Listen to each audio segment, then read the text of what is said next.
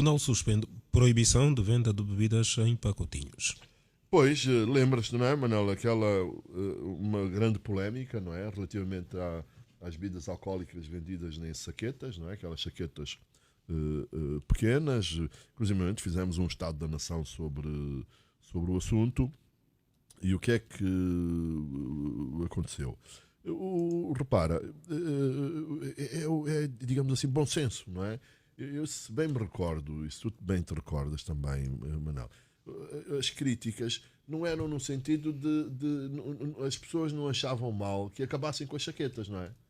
O que as pessoas achavam mal, e as empresas, e as próprias empresas do setor, não estavam contra o fim das chaquetas. Portanto, estas chaquetas, o baixo preço, etc., estavam e podiam transformar-se num problema de natureza social até, não é? Por causa do consumo excessivo de bebidas alcoólicas. Na rua. Exatamente.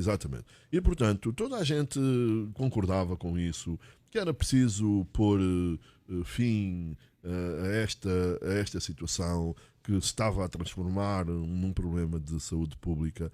O que as pessoas alertavam, incluindo eu, e me lembro-me, outras pessoas estavam aqui a debater este assunto das chaquetas, era que, e a própria indústria, era que tinha que haver algum bom senso e não acabar de um dia para o outro, como aconteceu com a questão das chaquetas. Foi isso que as pessoas defenderam. Inclusivamente esteve na altura um gestor do setor, dizendo que tinham sido realizados investimentos grandes pela indústria e que precisavam, obviamente, de algum tempo, algum espaço para mudarem as suas linhas de produção, para amortizarem os equipamentos que tinham comprado, etc. Portanto, uma questão de bom senso. Mas o governo, quer dizer, aqui quem dá a cara é o Ministério da Indústria e Comércio, não é? Mas na realidade, e o que se disse na altura, é que isto era uma orientação da própria Presidência da República e que o Ministério da Indústria e Comércio limitou-se a acatar a ordem da Presidência. E agora o que é que aconteceu? Houve uma empresa, estou aqui a ler uma notícia do Expansão, que é a Civam, uma empresa de comércio e indústria. O Tribunal da Relação suspendeu a proibição, diz aqui o título aos pacotinhos de álcool. Lá está. E depois também tens aqui outra coisa, Manel, que é o seguinte, que é é o receio dos empresários afrontarem o governo. Estás a perceber? E então o que é que acontece? Toda a gente estava contra a medida, não é? Todos a indústria estava toda contra a medida. E até criticaram em público, o que nem sempre é frequente entre os empresários. Mas ninguém se atreveu a avançar para o tribunal. E isto só aconteceu com essa empresa, com a Civam. Agora, diz aqui também que há outras empresas que se preparam para avançar. Portanto, isto agora é uma providência cautelar, suspensão.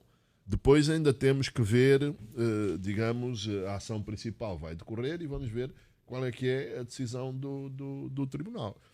Agora, eu repito, do meu ponto de vista, e essa é a grande questão, eu acho que enfim, existe aqui uma razão da parte da indústria. Portanto, repito, Manuel, o que não está em causa, as pessoas não estão contra, a própria indústria não está contra o fim dos pacotinhos.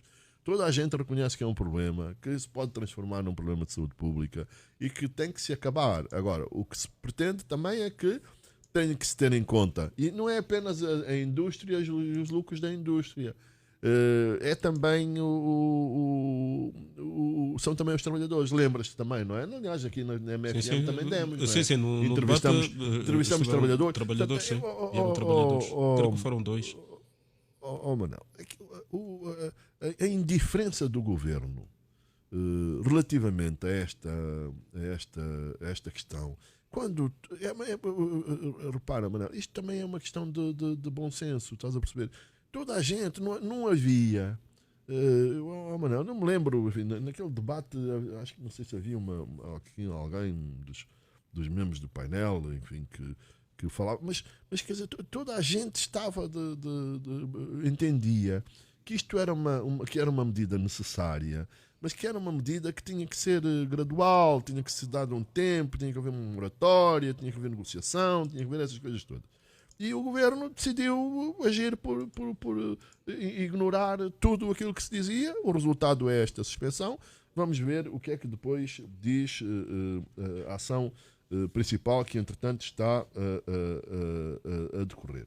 Eu, por acaso, Manel, às vezes, inclusivamente aqui em baixo, havia uma pessoa que estava sempre a vender pacotinhos, não é? De vez em quando, ainda se vê, ainda hoje, se vê alguns pacotinhos à venda nas ruas, apesar do decreto. O decreto foi 12 de janeiro, a entrada em vigor foi em 12 de março e agora o tribunal, 6 meses depois, suspende a decisão. Portanto, temos aqui um hiato. Lá está. E outra questão, Manuel, que é o governo também, temos todos a obrigação de o fazer e de prestar contas, não é? O governo devia também, ao fim deste tempo, também fazer um balanço, de alguma maneira, da implantação da medida, o que consequências é que teve, se valeu a pena, até para se defender em tribunal, não é? Porque se decorre a ação principal, agora o governo vai ter que se defender em tribunal e, portanto, precisamos também de saber o que é que aconteceu relativamente a estas coisas, esta situação em concreto dos pacotinhos. Mas isto vem aqui dizer que é preciso que o governo também ouça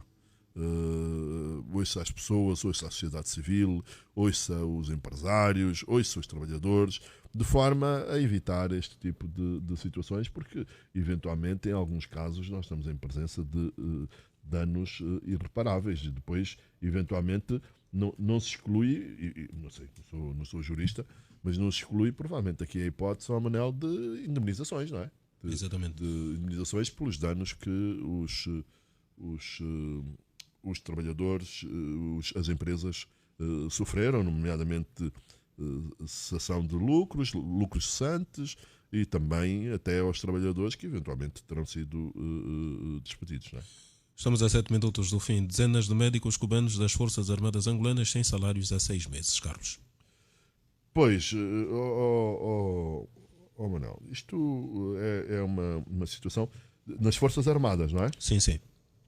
Portanto, tive acesso a uma carta em que os médicos se dirigem ao Tenente-General Mário Bravo Marelo, chefe da Direção Nacional de Recursos Humanos do Ministério da Defesa Nacional, e antigos combatentes e veteranos da pátria, com conhecimento para o Tenente-General Dr. Alberto Almeida, que é chefe da Direção Nacional dos Serviços Médicos das Forças Armadas Angolanas. E, portanto, o que é que está aqui em causa? Nós estamos a falar de médicos expatriados, não é no âmbito da relação que existe entre Angola e Cuba, não é? E aí, em muitos casos também, e pelo menos no passado, não sei como é que está agora, temos tido também notícias de atrasos nos pagamentos dos salários ou do pagamento do governo angolano à empresa cubana. Não, aqui estamos a falar de médicos que estão, alguns deles, eu não sei se a totalidade já estiveram cá através de contratos chama-se Antex, não é a empresa, já estiveram cá com contrato no âmbito da cooperação entre o governo angolano e o governo cubano, mas estes são médicos que estão cá por conta própria, são expatriados, não é? Uhum. E, portanto, o que significa dizer, Manel, que é uma situação ainda mais grave, porque os atrasos nos salários são sempre condenáveis, não é? As pessoas trabalham, prestam o seu serviço e, portanto, recebem uma remuneração em contrapartida desse serviço.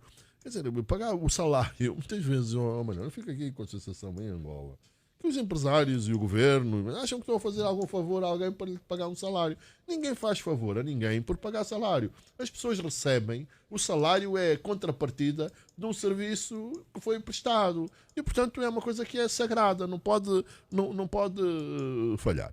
Sabemos, enfim, aqui em Angola, uma série de coisas, os salários atrasam e tal, não sei o que.